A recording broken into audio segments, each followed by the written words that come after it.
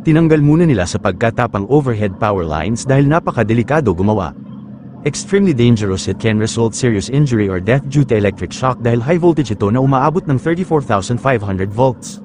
Kapag natanggal na nila sa pagkatap mula sa overhead power lines saka sila gagawa.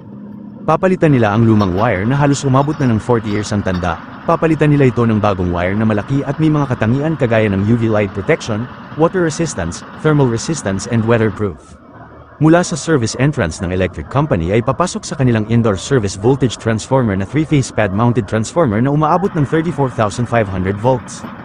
Technically, a 34,500 volts transformers ay kabilang sa medium voltage classification.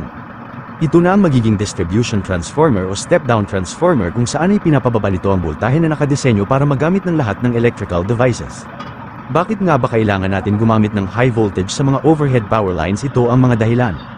The primary reason that power is transmitted at high voltages is to increase efficiency. As electricity is transmitted over long distances, there are inherent energy losses along the way.